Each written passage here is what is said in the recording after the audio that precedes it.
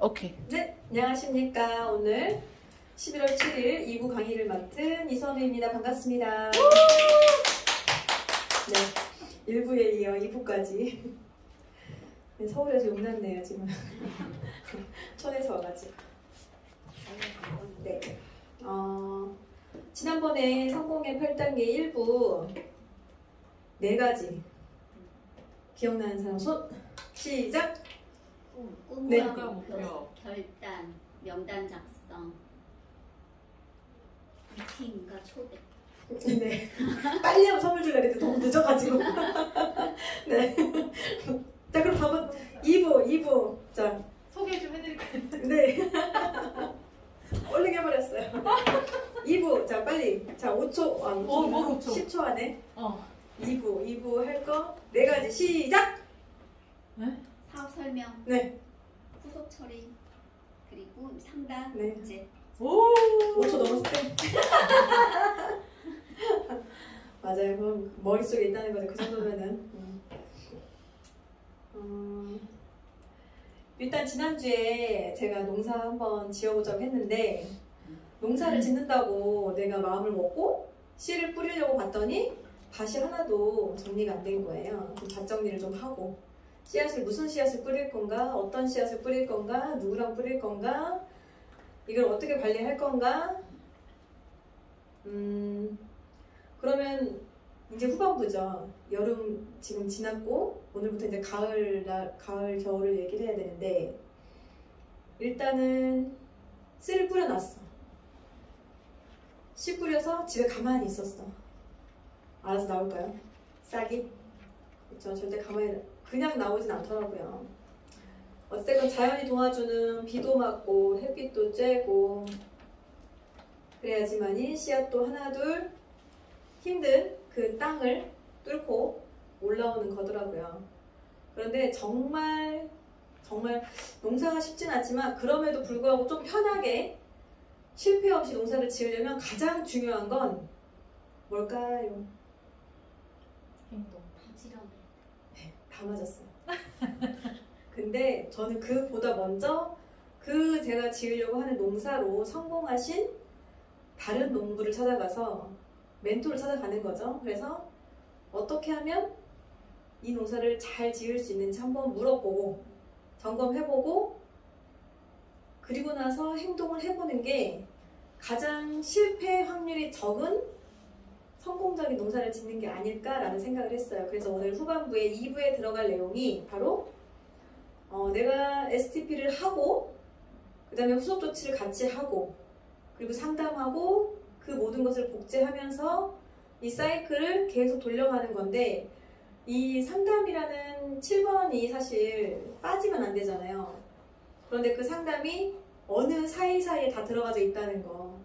누군가를 만나기 전부터나 만나고 나서부터나 내가 파트너를 후원하거나 후원하고 와서나 이런 것들이 있을 때 그 모든 경험들이 있고 모든 데이터가 그래도 많은 데이터가 있으신 스폰서님들께 상의를 해보는 것이 다음에 만났을 때 제일 적은 리스크를 감내하는 것이 아닐까 이런 생각을 하게 됐습니다. 그래서 오늘은 후반부 이제 씨를 뿌렸으니까 어떻게 하면 그 씨를 가장 많이 싹을 틔워서 우리 가을에 추수할 때 행복한 농사꾼으로 추수를 할 수 있을지 보겠습니다.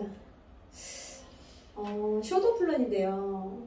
쇼더 플랜이 사실은 어떻게 보면 나를 설명하는 거더라고요. 나의 이야기를 하는 거고 내가 왜 네트워크 마케팅을 하는지부터 해서 거기에 왜 주네스인지 사실은 그게 1대1 미팅에 들어가져 있고 사실은 2대1 미팅도 스폰서님과 내가 혹시라도 버거운 상대면 스폰서님을 같이 동행해서 하는 것도 좋지만 저는 가장 첫 번째는 1대1 미팅이라고 생각하거든요.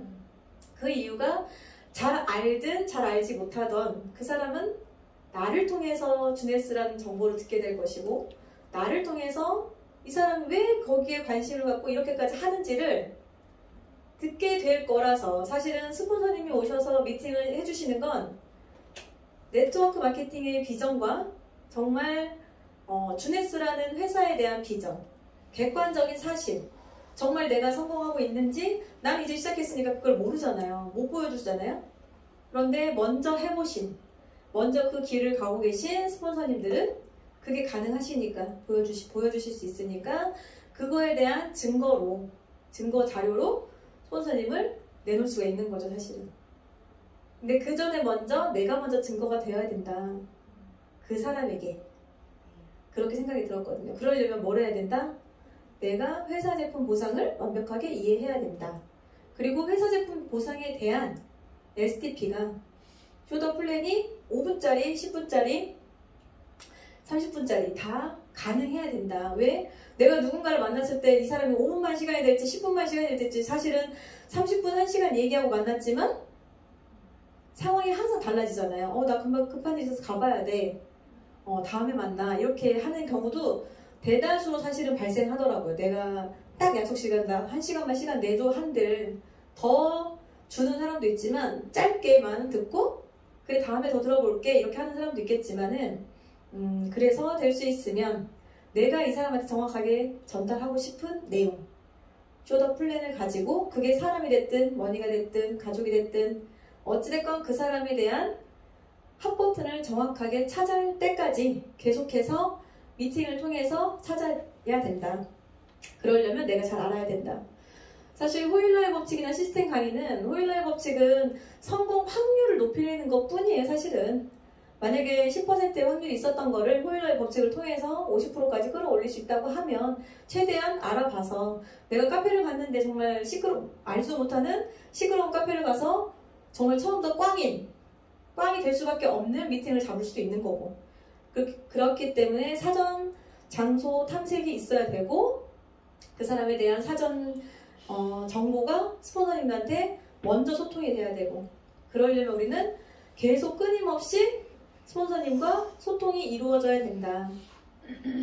그리고 그 사람이 만약에 제대로 들어보고 그래 한번 해볼게 알아볼게 라고 했을 때 이런 시스템 강의에 초대를 하던 거리가 멀어서 못 온다고 하면 우리 일주일에 한 번 있는 줌 미팅에라도 꼭 참여할 수 있게끔 그 시간을 통해서 그들이 내가 주네스가 뭔지 네트워크가 뭔지 내가 말하기 전에 계속 시스템 강의를 통해서 그런 시간들을 통해서 알아가는 것도 굉장히 중요하다고 생각합니다. 왜냐면 그것들은 객관적인 자료가 될 수 있거든요. 내가 말하는 건 주관적이지만 다른 시스템을 통해서 듣는 것들은 객관적인 자료가 될 수 있어서 훨씬 더 그가 결심하는데 큰 도움이 될 거라고 생각합니다. 우리 스폰서님께서 열심히 미팅 해주고 저도 열심히 미팅 했는데 마지막에 그래 생각해봐. 어떻게 되죠? 다음에 만나서 결정해봐. 그럼 그 사람이 가면서 그런대요. 그래 우리 다시는 보지 말자 이 뜻이라고 하더라고요. 생각해봐 이런 말을 절대 하면 안 된대요. 무조건 하자. 나 믿고 하자. 해보자. 무조건 끌어내고 옆에다 사인 서류 하나 꺼내놔서 아시죠? 바로 정말 절대로 내 입에서 나와야 될 말이 아닌 건 생각해봐. 알아봐. 네가 한번 알아봐. 이런 것들은 얼마나 알아봐요 사실. 그들이 얼마를 알아서. 그 한순간에 미팅을 길게 했다고 한들 그 시간이 다 기억에 남을까요? 절대 남지 않거든요. 그냥 내가 그와 함께 주구장창 앉아서 수다 떨었다. 쟤는 나한테 다단계 하자고 하는데 내가 어떻게 해야지? 난 사람이 있나 없나 그런 고민하다가 그래 한번 생각해봐라고 하니까 그래 나 사람이 없는데 생각해보니까 안 되겠다. 집에 가서 이제 고민을 하겠죠. 그럼 이제 안 하는 거예요. 연락을 안 해. 카톡을 했는데 봤는데 답장을 안 해. 다음에는 봤는데 보지도 않죠. 사실 일도 안 없어질 때가 있죠.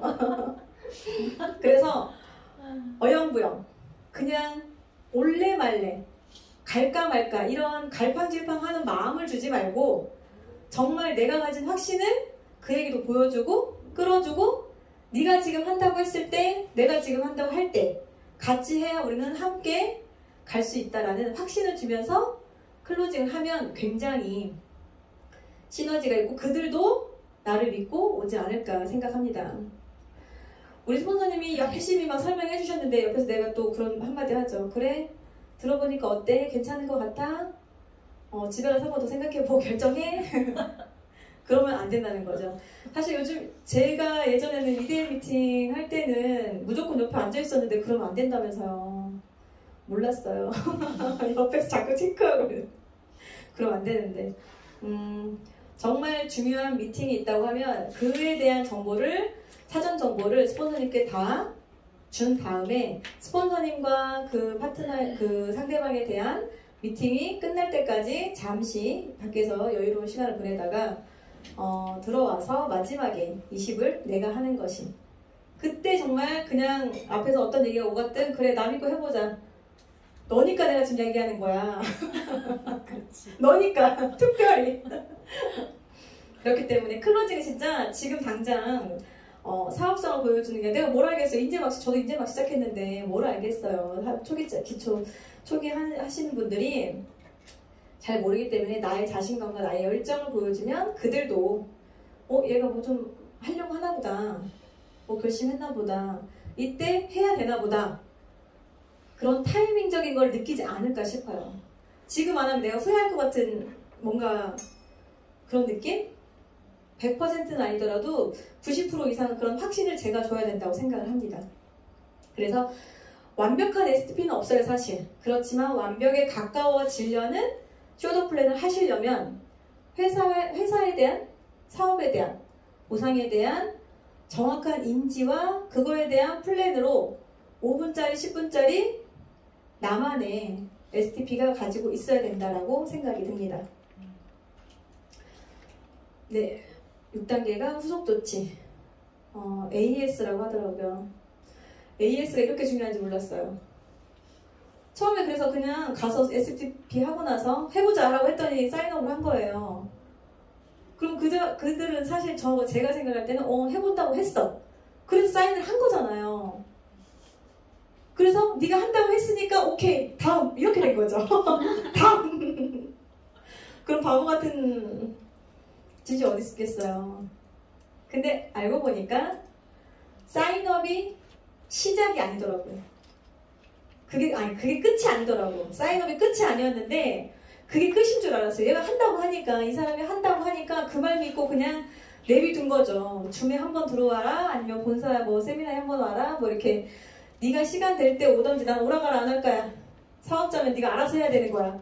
이건 사업자의 마인드야. 막 이러면서 알아서 하라는 건 사실은 애기 태어나는데도 알아서 밥 먹고 좀 이따 오줌 싸면 부르고 좀 치우고 인제 애기 낳는데, 그게 말도 안 되는 거였어요 사실은. 근데 저는 그 처음에 만났을 때 사인업 했던 그런 순간들 생각하면 사실 너무 무책임했구나 라는 생각이 들었어요.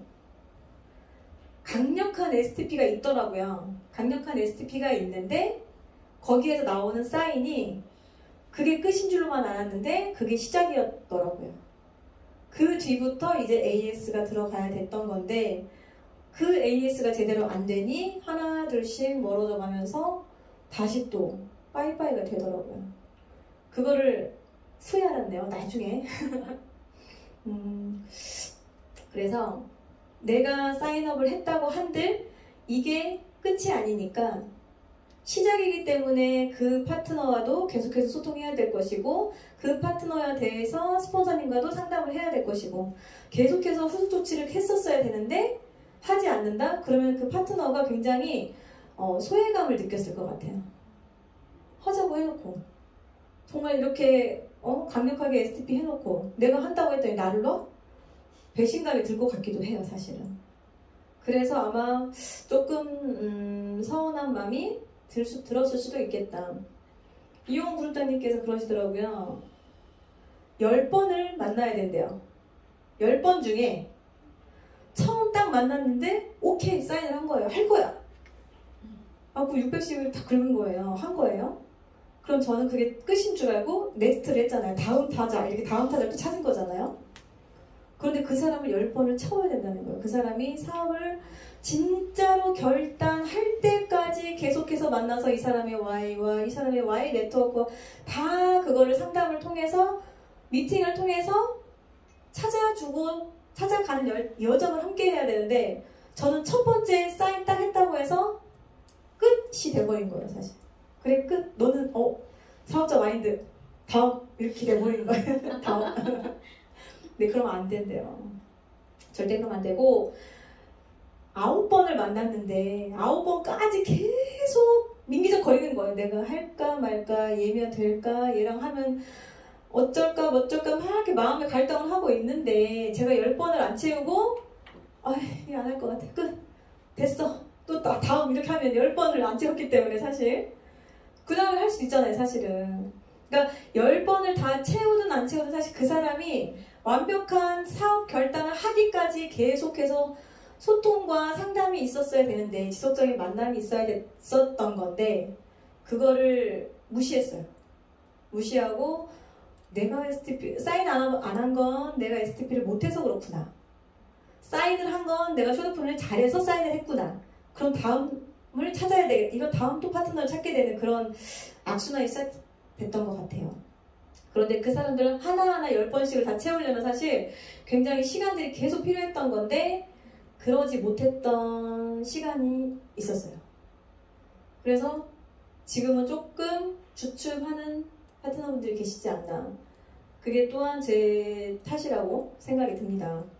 그래서 후속 조치가 결정하고 나서도 계속해서 이 사람이 왜 네트워크를 시작했는지, 네트워크로 얼마를 벌고 싶은지, 언제까지 어떻게 할 것인지를 계속 정말 전략과 전술을 짜가면서 명단 상담을 하고 미팅 상담을 하고 오며 가며 계속해서 스폰서님들과 계속해서 했었어야 되는데 그게 계속해서 되지 않다 보니까 뭐랄까요, 밀린 숙제처럼 어느 순간 한꺼번에 해야 되는 순간이 오면 몰라 지우개 그냥 다 지워버리는 거예요. 그 순간들을 상담해야 되는 그 모든 순간들을 그냥 다 없애버리는 거예요. 제가 스스로. 그럼 그거는 내 가슴속에 그대로 남아있다가 이 파트너와 저와 골이 생기는 거죠. 그만큼의 거리가 생겼던 건데 그거를 모르고 그냥 제낀 거죠. 사실 그 모든 걸 그냥 무시한 거죠. 그래서 참 이게 문제가 있었던 방법이었구나라는 생각을 하게 됐습니다. 이 후속 조치는 내가 다 하지 못해요. 내가 완벽한 스폰서가 아닌데 어떻게 내가 다 완벽하게 할 수 있어요. 내가 완벽하지 않으면 내 스폰서님 위로 다 스폰서님들이니까 사실 그분들은 뭘 바래요? 내가 잘 되기만을 바래요. 내가 못 되기만을 바라는 사람은 단 한 명의 스폰서님도 없어요. 누군가가 스폰서라면 여기 있는 스폰서님이 다 스폰서라면 내 파트너가 잘못되기를 바란다? 아무도 없을 거예요. 저희 보상 플랜이 그렇잖아요. 누구든 다 성공하기를 바라는 보상 플랜을 갖고 있기 때문에 절대 제가 나를 넘어서면 안 돼. 그런 마음을 갖고 계신 분이 단 한 분도 없다는 거예요. 그래서 꾸준히 지속적인 만남을 하면서 그가 왜 네트워크를 왜 하려고 하는지, 네트워크를 통해서 뭘 얻으려고 하는지, 네트워크의 마지막의 목표는 무엇인지 계속해서 그 여정을 같이 찾아가고 찾아주는 게 스폰서의 역할이라고 생각이 듭니다. 끝까지 함께하지 못하는 거에 대한 잘못? 아니면 뭐 그런 시간이 있을 수도 있겠죠. 하지만 하고 있는 동안에는 이 순간에 하고 있는 동안에는 끝까지 그게 끝이잖아요. 사실은 함께 할 때까지 그게 끝이니까 그 안에서는 무조건 최선을 다한다. 그게 서로의 공동 목표인 것 같습니다. 그래서 굉장히 중요하다. 그리고 상담인데요. 전사에선 그랬어요. 상담이라는 의미가 제가 미팅을 하고 왔는데 이러쿵저러쿵 뭐 이 사람이 저랬어요. 이렇게 뭐 약간의 피드백을 요하는 그런 상담을 요청하는 건데 한편으로는 내가 이렇게까지 다 얘기해야 되나? 약간 고자질 아닌 고자질처럼 느껴지기도 하고 여기까지 말을 해야 되나? 그냥 딱 미팅 한 것만 얘기를 해야 되나? 어떻게 해야 되나? 선을 정하지를 못했어요. 사실. 그런데 스폰서님이라고 하는 분은 내 모든 상황과 그의 모든 상황을 다 알아야 된다라고 생각이 들더라고요. 그래야 다음 미팅 때 제대로 된 가이드가 나올 수 있다고 생각이 들어요. 말하지 않는데 안다? 말도 안 되죠. 말하지 않는데 어떻게 알겠어요. 말하지 않으면 모르죠. 말해야 아는 건 당연한 거고 혹시라도 말로 하기 힘들다 그럼 카톡으로 장문의 문자를 1번부터 7번까지 다 써가지고 내가 오늘 모든 한 것들을 다 기록을 해서 안내를 해주신다면 스폰서님의 최대한의 리스크 없는 피드백을 해주시지 않을까. 네가 오늘 당장 나가서 오늘은 조금 힘들었지만 다음엔 어떻게 하면 좋겠다라는 것을 굉장히 그래도 본인들의 경험과 노하우를 살려서 알려주시지 않을까 그런 생각이 들어요. 스폰서님이 완벽하진 않지만 완벽하게 가까운 그런 피드백을 해주시려고 하기 때문에 저보다는 당장 경험이 없는 저보다는 스폰서님들과 항상 소통하면서 더 많은 경험이 있으신 스폰서님들과 소통을 하면서 그럼에도 이거는 사업이잖아요. 사업. 우리 봉사하는 거 아니기 때문에 정말 기본적인 건 돈을 벌기 위함이라고 생각합니다. 그 돈으로 뭘 할지가 남들이 다 다른 것 뿐이지 돈을 벌기 위해서 그 돈을 벌어서 어떤 곳에 쓰일지는 각자 개인이 다 다르게 가지고 계신 것 뿐이지 기본적인 목표는 돈을 벌어야 된다라는 게 맞는 것 같습니다. 스폰서를 아끼지 말라라. 그래서 네. 스폰서님과 상담할 때는 반드시 비즈니스 노트를 가지고 상담을 해주셨으면 좋겠어요. 그리고 비즈니스 노트가 아니더라도 사실 내 기본적으로 리스트와 매일 바뀌는 그 리스트와 전체적으로 쓴 리스트를 갖고 있으면 좋겠지만 매일 저녁이나 아니면 매주 우리가 리스트를 다시 적잖아요. 그 사람들을 한 번씩 점검해 가면서 스폰서님과 또 한 번 상담을 해보는 거죠. 이번 주 이 사람 만날 것 같은데 어떻게 하면 될까요? 뭘로 얘기를 해볼까요? 어떤 식으로 풀어나가 볼까요? 이 사람이 뭘 원하고 있는 것 같은데 돈일까요? 뭐 건강일까요? 아이들일까요? 뭐 누군가를 돕는 것일까? 이런 것들도 본인이 다 캐치해야 되는 거지만 그럼에도 불구하고 그런 내용을 포함해서 스폰서님과 상담을 하면 그에 대한 피드백이 다 하나부터 열까지 꼼꼼하게 올 거기 때문에 그 리스트와 내가 가지고 있는 조직도 처음 시작할 때 조직도는 그리기 쉽죠. 아주 그리기 쉽더라고요. 딱 3명 있을 때는 근데 아마 시간 지나면 아실 거예요. 계속해서 세부 조직도와 내 직 추천 라인은 사실은 간단하겠지만 세부 조직도를 다 포함해서 그리려면 시간이 꽤 걸릴 때가 온단 말이에요. 그러면은 내 밑에 누가 있고 누가 어떻게 움직이는지 보려면 그 라인상의 조직도를 싹 그려보셔야 되겠더라고요.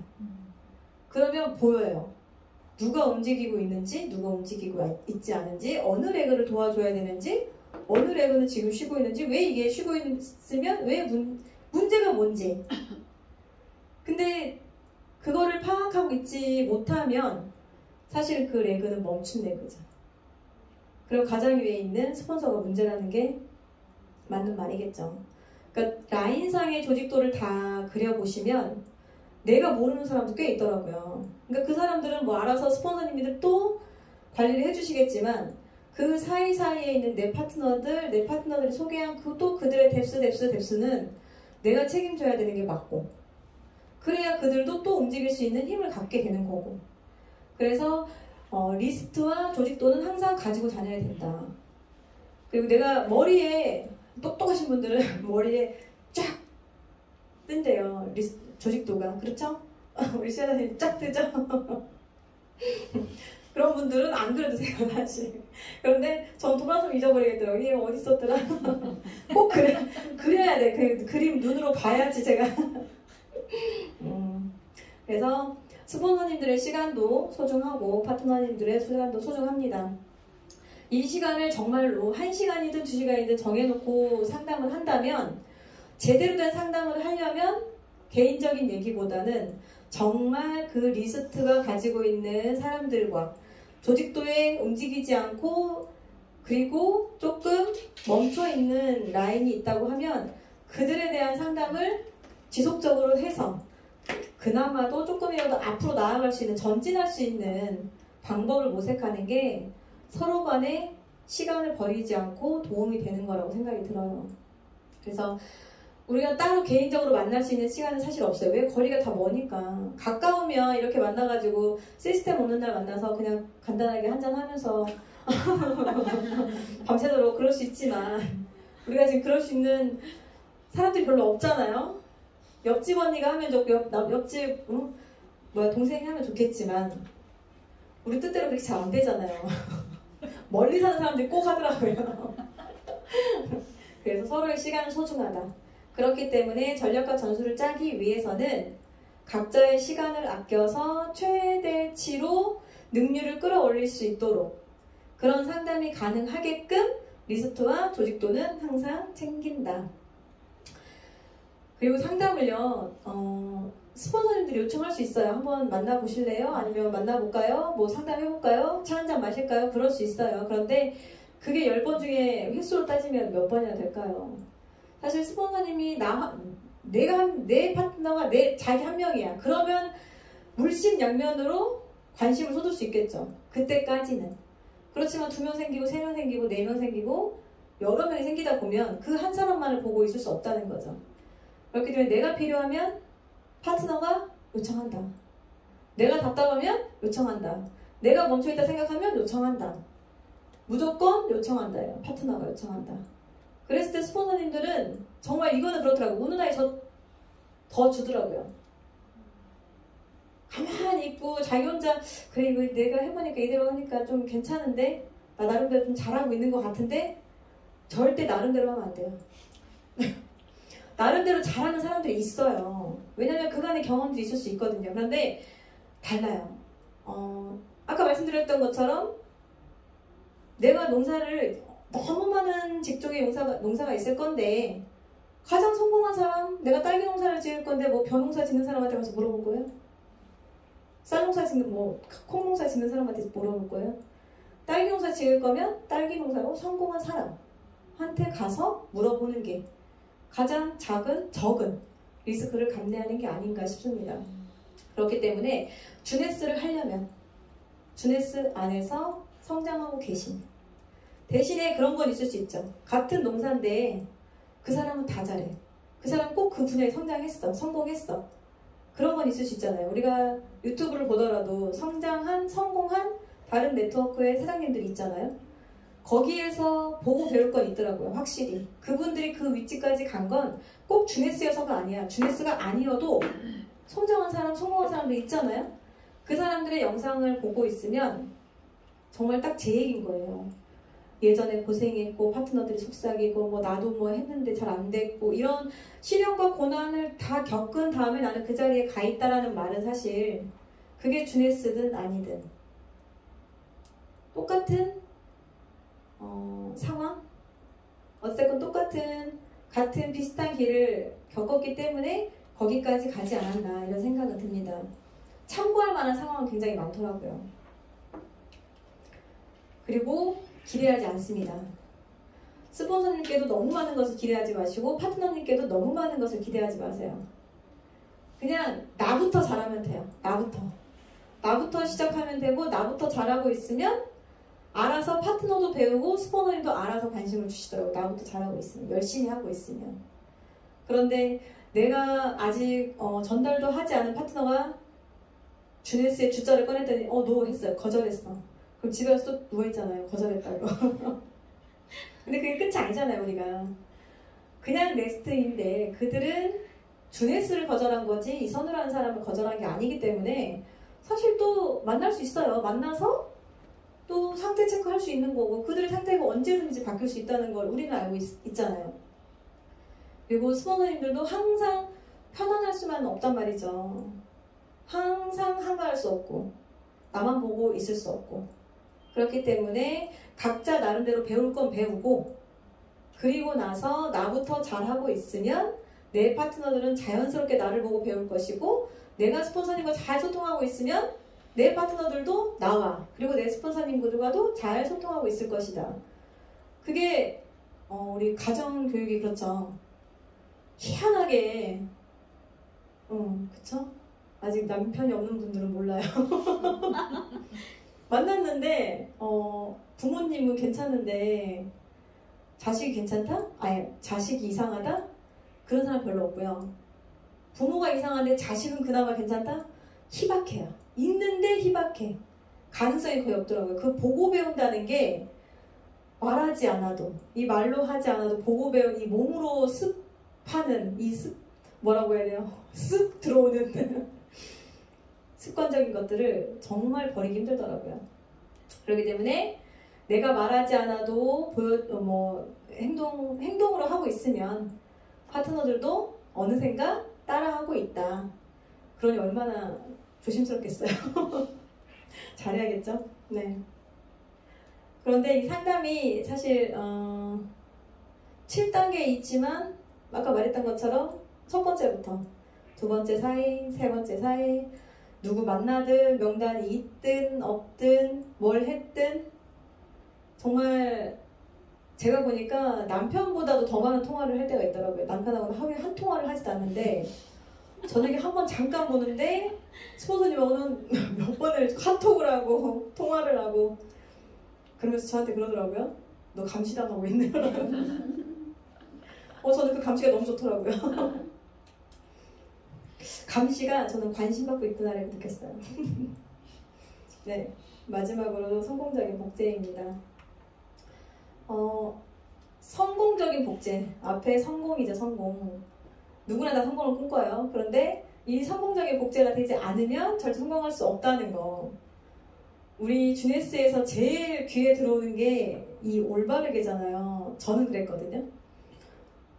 근데 다들 올바르게 하는 거예요. 사람들이 다 올바르게 해요. 올바르게 하는데 간혹 가다가 정말 리더 한 명이 옆길로 살짝만 새나가면 금세 선이 비틀어져 버리는 거예요. 그래서 네트워크는 특히나 더 올바르다는 이 뜻이 너무 중요한 것 같아요. 올바르게 행하지 않으면 이걸 따라서 또 그걸 복제해요. 언제? 나도 모르게. 내가 조금 쉬고 있었더니 그걸 어떻게 알고 또 내가 먼저 올바르게 행동하고 보여줘야 이게 똑같이 복제가 된다. 그리고 그렇게 안내를 해야 저 스스로가 떳떳하지 않을까 싶어요. 그렇지 않고 나는 하지 않고 있는데 내 파트너들에게만 해봐. 하니까 되잖아. 나는 하지 않는 그거에 대한 얘기는 거짓된 건 사실 만들어진 얘기는 언젠가 다 들통나게 되어 있더라고요. 그럴 수밖에 없잖아요. 내가 올바르게 실행하고 올바르게 행동할 때 제대로 된 시스템이 작동한다. 그건 여기 계신 분들이 다 알고 계실 것 같습니다. 어떤 파트너를 원하시나요? 윤시아 선생님 같은 파트너를 원하시나요? 시간과 공간을 거슬러 몇 년인가요? 우리는 시간과의 싸움이에요. 말씀드렸던 것처럼 만시간의 법칙이 있대요. 만시간의 법칙이 있는데 여기 계신 우리 7명의 사람이 똑같이 만시간을 1년 안에 쓰느냐? 5년 안에 쓰느냐? 10년 안에 쓰느냐? 그 만시간을. 그 만시간만 쓰면 나는 성공할 수 있대요. 몇 년 안에 쓰실 거예요, 우리 김시아 선생님? 저는 3년 안에 쓰겠습니다. 영상이 남았어요, 지금. 되실 것 같아요. 네. 일단은 어떤 파트너를 원하기보다 내가 어떤 파트너가 돼야 되겠다라는 게 먼저 있었으면 좋겠어요. 저부터 제대로 하고 나면 저보다 못한 파트너보다는 저보다 잘난 파트너가 꼭 들어오더라고요. 그게 너무 감사해요, 사실은. 계속 막 못한 파트너만 들어오면 내가 다 케어를 해줘야 되잖아요, 사실. 우는 아이만 들어오면. 근데 그렇지 않더라고요. 저보다 꼭 더 잘난 파트너들이 이렇게 오더라고요. 해보자고. 너무 감사해요. 근데 지난번에 그랬죠. 우리가 지금 주네스 보상 플랜을 보면 베이비 다이아몬드래요. 사파이어 이전까지. 그 이유가 다이아몬드가 되기 위한 과정이라고 하더라고요. 그럼 여기 다 저희는 다이아몬드거든요. 그냥 누군가는 베이비일 뿐이고 누군가는 뭐라고 해야 될까요? 중간 베이비가 무슨 뜻인가요? 중간일 것이고 중간은 계속 애벌레 뭐 이렇게 있더라고요. 그런 과정들이 있더라고요. 그렇죠. 성충이 완성돼가고 있는 거죠. 우리 계속 자라나고 있으니까. 네. 절대 다이아몬드가 다이아몬드를 알아보지 다이아몬드가 그냥 돌을 알아보진 않더라고요. 근데 상대방이 다이아몬드인 걸 알아보려면 내가 먼저 다이아몬드의 눈을 보는 눈을 아니면 다이아몬드를 찾을 만한 그런 힘을 갖고 있어야 된다고 생각해요. 그래야지만이 그가 지금 갈고 닦아지지 않는 원석일지라도 내가 보고 첫눈에 알아볼 수 있다면 그게 바로 진정한 파트너를 찾는 일이 아닌가 싶어요. 그러려면 내가 먼저 준비가 되어야 한다. 어떤 파트너를 원하십니까? 다이아몬드가 될 파트너와 되고 싶은 사람과 될 파트너를 알아보는 그런 안목을 가진 그런 사람이 되고 싶습니다. 내가 먼저 그런 파트너가 되면 됩니다. 정답은 없더라고요. 네. 우리가 다 지금 가는 과정이니까 정답은 절대 없어요. 그냥 올바른 길로 꾸준히 나아가면 우리가 원하는 목적지에 다다를 수 있다는 거. 그게 지금 주네스를 함이고 하는 이유고 그럼에도 불구하고 이렇게 모이는 이유가 아닐까 생각이 듭니다. 네, 엄청 빨리 왔네요. 네. 지그지글러가 행동하는 사람 2%가 행동하지 않는 사람의 어머나 98%인데 왜 숫자도 잘못했네. 98%를 지배한다고 합니다. 네. 여러분들이 행동하지 않아서 98%에 들어가는 사람이 아닌 행동함으로 인해서 지배하는 2%가 되기를 응원합니다. 감사합니다.